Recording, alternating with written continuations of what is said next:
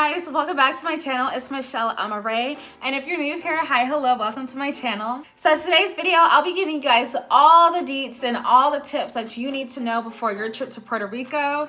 I recently just got back with my friend Kiana, whose channel I'll leave down below, and we had an amazing, incredible time at Puerto Rico. It's definitely a place that I'm definitely gonna go back to, and if you're going there for the first time, this video is going to help you to plan the perfect itinerary and the perfect trip to make sure that you maximize your time there and have an amazing time. Now, diving into the legal aspect of this, in order to get into Puerto Rico, you do have to have a PCR test, not the antigen or anything, but the PCR within I think about 72 hours before your flight that you land. My friend Kiana told me about this amazing company that allows you to get COVID testing for free, and personally, I hate the nasal swab one, and this one they do it orally through your mouth, and so it was super perfect. I got my results within 24 hours, which was absolutely amazing. So I'm gonna go ahead and leave the link down below. Go ahead and see if you have one near you. It's an amazing way to get this done and for free. Next, Puerto Rico is a US territory, so you do not need your passport to go.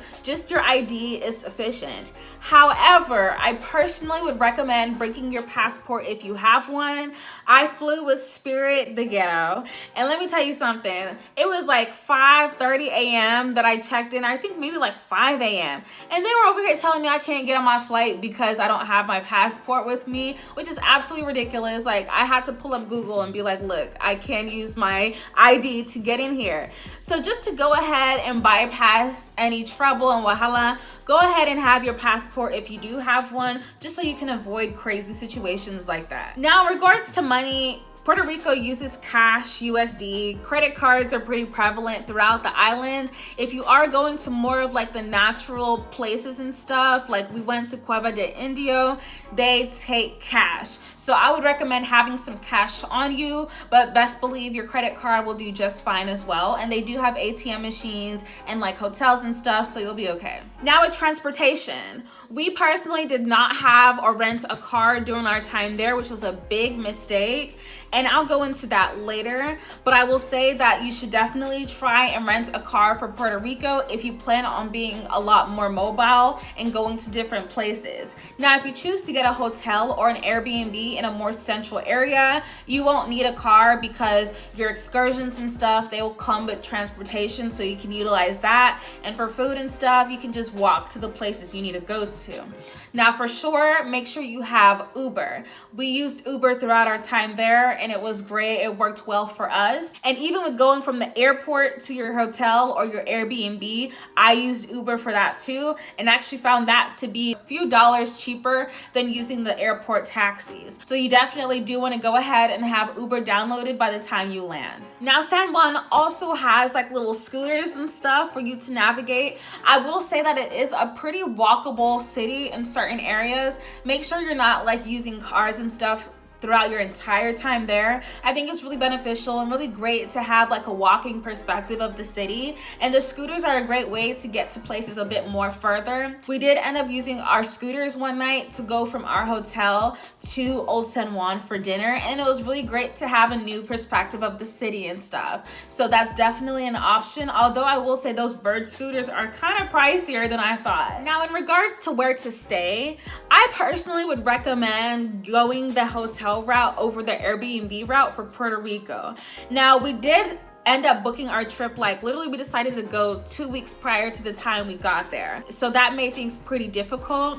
But even just looking at the Airbnbs that they had listed, they weren't all that nice and they weren't all that great. So I personally tend to be more of an Airbnb type of girl, but Puerto Rico, we definitely had to stay at a hotel just because of the quality was far better than like the Airbnbs. And for hotels, you definitely do want to try to stay at a hotel that's in a central area and San Juan, and ideally near the beach and stuff, so you can easily have beach access. Now, on the points of bookings and excursions and things of that nature, if you get anything from this video, it should be this.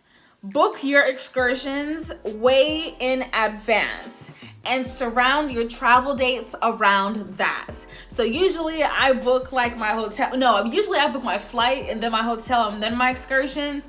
For Puerto Rico, you want to book your excursions first, then find the place you want to stay, and then the flight that fits and works with everything there. Because honestly, it might be because we also went around and close to spring break season, but Puerto Rico is experiencing a hike in tourism. Everybody's going out there because, you know, of their COVID restrictions, and then also you don't need a passport to go there. So anybody who can't travel is traveling over there. So in order to maximize your time there, you do want to make sure you are able to get your bookings for all the different excursions that you want to do, because they're very popular. They sell out fast. Literally, it was by the grace of God that we were able to do the excursions that we did, and you can see what we did in my travel vlog, which will be linked up above. But definitely book it on time, because they were telling us that literally they were booked up until the following month. That's how busy things have been so far. And now for some must-do popular excursions, you have to do a catamaran cruise over to Icacos Islands. However, if you choose not to do the catamaran cruise because of the price, you can do the water taxi route. It'll take you from San Juan over to Icacos on like a little water taxi boat or whatever. You still get to experience the really amazing beach and stuff at Icacos Island, but you just don't get the catamaran experience. And I will still say that the catamaran experience was definitely still worth the money. Also, you have to do the El Yunque rainforest excursion. I will give a note on that. However, we had to book it very, very last minute. They literally squeezed us in. But unfortunately, it rained really hard the day before that. So it wasn't safe to like traverse through like the river within the rainforest and go over to the waterfalls and stuff.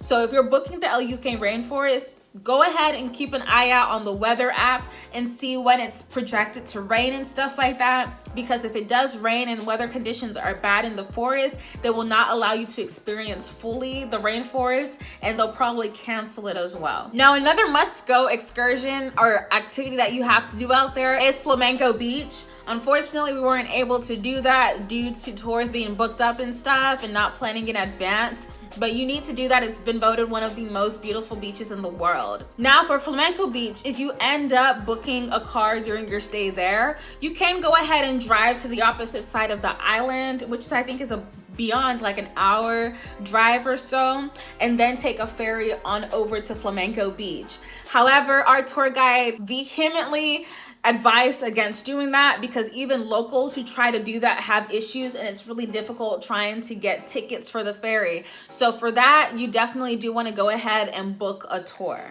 Now, on the point of renting a car, I highly recommend doing so if you do see yourself going and trying to explore different places outside of like excursions and tours and things of that nature. But make sure you book it on time. Literally, by the time we got there, they said all the cars on the island were booked up. So we ended up having to hire a private taxi and paid way more than we really should have been paying. And the benefit of renting a car is that you get to make your own little free excursions. So we ended up renting a taxi one day to head on over to Cueva de Indio, which was absolutely beautiful. And just a side note on Cueva de Indio, I highly recommend going, but if you have children or people who physically aren't able to do a lot, definitely don't go. It's a very, very extremely dangerous place. As you're hiking up to go see the view, there's literally like potholes and stuff. Like, you won't even see it coming until you step into it. And if you look down into the pothole, it goes several hundred feet down, and you see the crashing waves in the water. You will instantly drown to your death. So definitely not a place to go with children, but it's absolutely beautiful. But yeah, admission into Cueva de Indio was only like $5. So if you really want to have like your own excursions and make your own little trips and stuff, having a car and giving yourself more mobility will definitely allow you to do that. Because some of the really amazing and great places are like outside of central San Juan. So you have to drive like an hour or so more towards the west side of the island. Now, in terms of budgeting and saving money, I will definitely say go ahead and book on time because that's going to help you. But due to the pandemic and stuff, our tour guide was telling us that they have their tour groups at a certain capacity now. So let's say if a tour group used to be about 20, now they're only putting it at 10. And then they're doubling the charges for those 10 to compensate for the other 10 that won't be there. So go ahead, try and book on time as much as possible to help put yourself in the best situation possible. And then if you're also looking for a budget-friendly time to go, I'd highly recommend not going during high season because we definitely experienced hikes in prices due to high tourism season. Now, further along on the idea of budgeting and saving money, we did go to Walmart as soon as we got there to go ahead and stock up on some water, snacks, and little things and Lunchables and stuff that we could eat. And that was really beneficial, especially for the catamaran cruise. They gave us like little sandwiches and stuff, which wasn't extremely filling. So definitely do try and come on these tours with these snacks and stuff just to make sure that you're well fed and have enough energy to get through the day and do the different tours. Now, in terms of packing, I can't emphasize how much you need sunscreen. Even if you think you're not the type of person to burn, you will burn in Puerto Rico. I'm literally still experiencing like shedding and stuff. Like, it's been so bad. I think this is like the worst I've ever been sunburned out of the country. So definitely stock up on some high quality sunscreen. And then you also want to go ahead and make sure to bring some water shoes, especially if you do the El Yunque rainforest. They will not allow you to do the excursion if you don't have water shoes on you. And some of the beaches and stuff are a bit rocky, so that's going to help you a lot in terms of just protecting your feet out in the water. Now, my last tip is in regards to like itinerary building. Like I said in the beginning of my video, I will definitely be going back to Puerto Rico. I feel like the 4 days we spent was great and we were able to do a lot of different things, as you'll be able to see in my travel vlog. However, we weren't able to explore the whole west side. And I'm a nature lover. I love waterfalls. I love natural environments and all of those good things. And because we were limited, because we did not have a car and stuff, we weren't really able to venture out too far just because it would be too expensive to hire a taxi or an Uber to take us on over there. So for anybody who would also like to explore the west side of Puerto Rico, I personally would plan to do a few days in San Juan and then do a few days getting a hotel or an Airbnb on the west side. That way it's a lot easier and convenient for you to be able to go to the different attractions that you want to get to on the west side of the island. Now for me, because we only spent 4 days in like central San Juan, that gives me an incentive to come back next time, which I definitely will, to explore the west side. So keep that in mind while you're trying to plan what kind of trip you want and all the different things you want to explore and see. But I will definitely say that with the 4 days that we spent in San Juan, I think that was the perfect amount of time to do as much as we wanted and still have that balance of not being here for too long wondering what else to do. Now, before I close this video out, I do want to talk about the pandemic and the different travel restrictions and stuff. While we were there, the curfew was at like 10 p.m. and like restaurants were closing literally like around 9. They would stop seating. So if you're coming during the time where they're still having restrictions and stuff, make sure that's another reason to have food in your hotel just in case you end up missing the times for restaurants and won't have anything to eat. So definitely keep an eye out for those different restrictions on times. And even like the day we were leaving, I think the day after, they were telling us that the restrictions tightened even more and restaurants were closing at I think like 8 or 9 p.m. So definitely be aware of those things and come prepared so that way you don't find yourself in a situation where you're hungry and no access to food.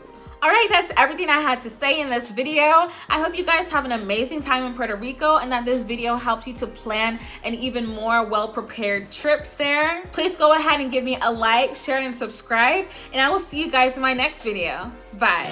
You a bad girl and your friends bad too. Oh, you got the swag, saucy drippin' swag, do. You a bad girl and your friends bad too. Oh.